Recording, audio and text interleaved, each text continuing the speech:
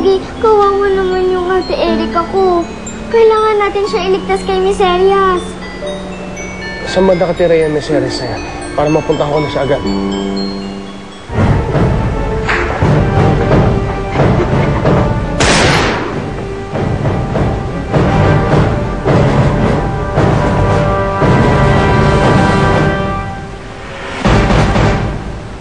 Lorenzo, salamat Pina-sideline mo ako dito sa shop mo. Naku, wala yun. Alam mo naman tong shop ko, laging bukas sa mga taong nangangailangan. Basta masipag, ha? At may tiyaga. Bait mo talaga. Alam mo, nagtataka nga ako, ba't wala ka pang boyfriend eh? Hindi ka pa ba sinasagot ni Rico? Naku! Paano ako sasagutin nun? Eh, mukhang may ibang nililigawan. Kaninang umaga nga, umalis. Parang may date. Talaga? Sino naman ka-date nun? Mo? Tito, ayos lang po ako sandali. May importante lang akong pupuntahan. Bakit kaya itsura mo? Parang meron kang date. Po? Tito, sige, alis na po. Makamali po ako ha. Sige. Bye, Aling Dulce!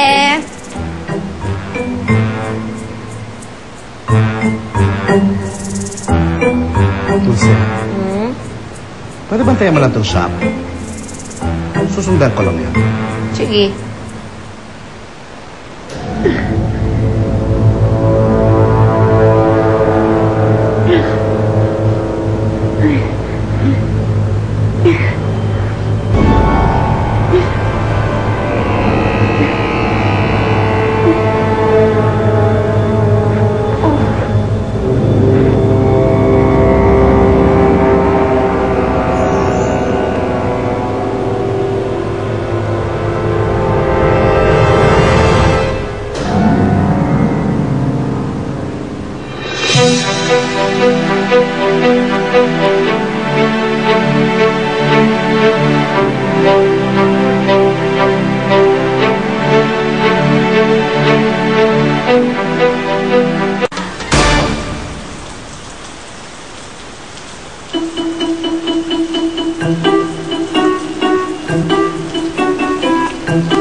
Becky! Uy, ano ba yan? Tagal-tagal nyo naman. Sorry kasi... Ay, nako, Florencio. Nagkasala ka na naman. Eh, kasi naman kung ano-ano iniisip mo. Yun lang pala eh. Ayan, tagal-tagal naman nila. Nahihirapan sila po. Kasi lakas na ulan. Ay, ano ba yan? Nauna sila dito, di ba? Hi. Fresh ka na. Malakas kasi yung ulan eh. Okay lang. Halika na, ulis tayo.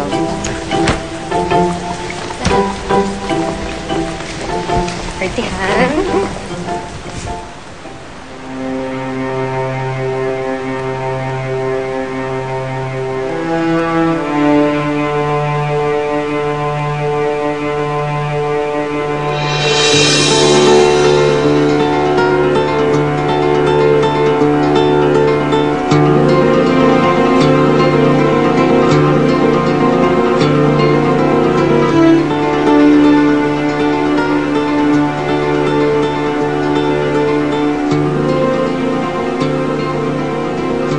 Hindi ako maaring magkamali. Siya nga ang babae sa fountain. Ang babaeng hinahanap ko.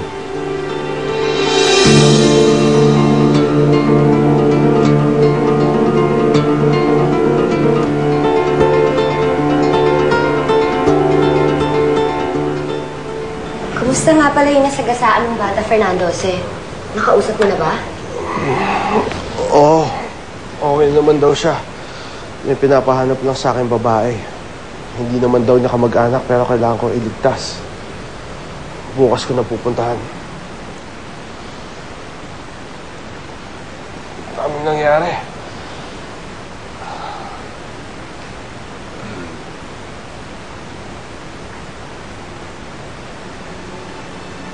Salamat at nandito ka, Fedra. Ay, yung bathtub nga pala, inihanda ko na. Pati yung mga damit na isusuot ng pantulog. Bakit ikaw pa gumawa nun? Andiyan naman si Lupita. Masaya ako na pagsilbihan kita, Fernando Jose.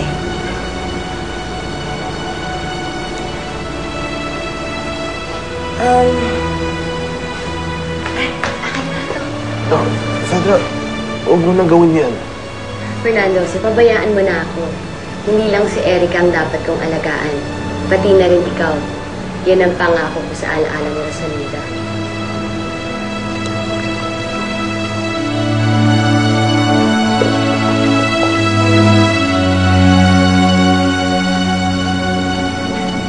Kumusta na ang lagay niya, Doc?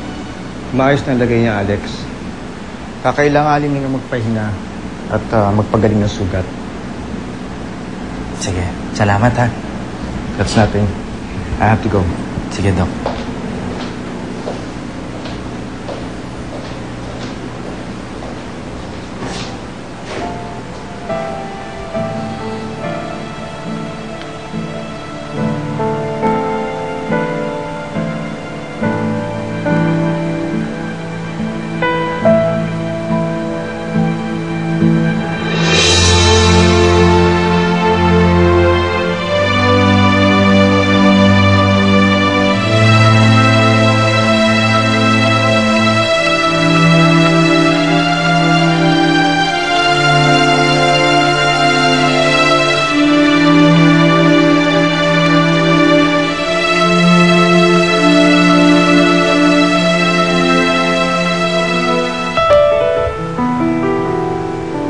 Ang paghahanap. Si Manong. Dun sa may gate, katabi ng tindahan. Salamat.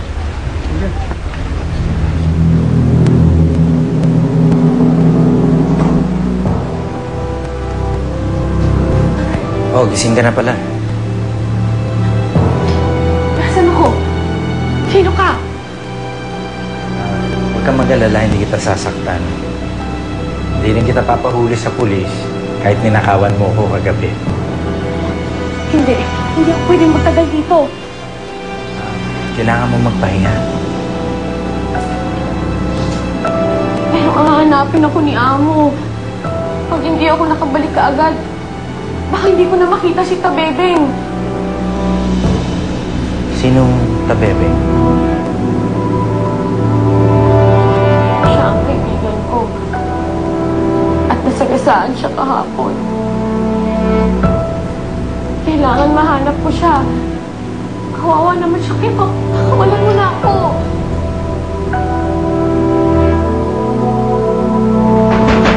Opo! Tao po!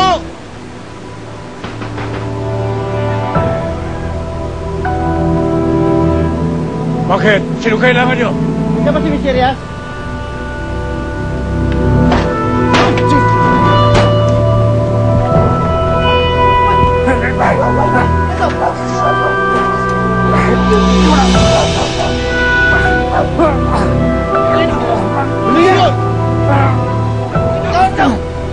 Sasaktan niyo yan, Chief! Anong kaso ko? Bakit nyo kayo inuuli? Sino ba kayo? Anong kailangan nyo sa akin? May babae kaming hinahanap. Isang babae kailangan iligtas mula sa'yo. Asan yung babae kasama niyo? Asan si Erica? Wala na siya! Bakit hindi ko na alam kung nasaan siya napunta? Tawad mo ko sabi! Ito! Hindi na kayo paliwanag! Alamin ko muna!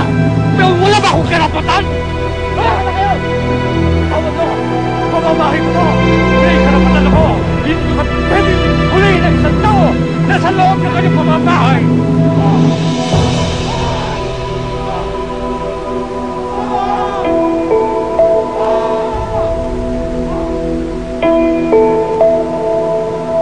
Huwag ka na masyadong gumalaw.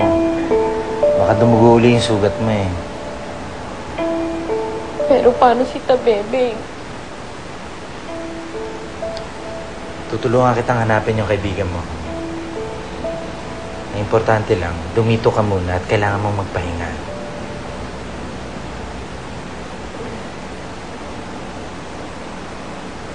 Tubig. Penging tubig.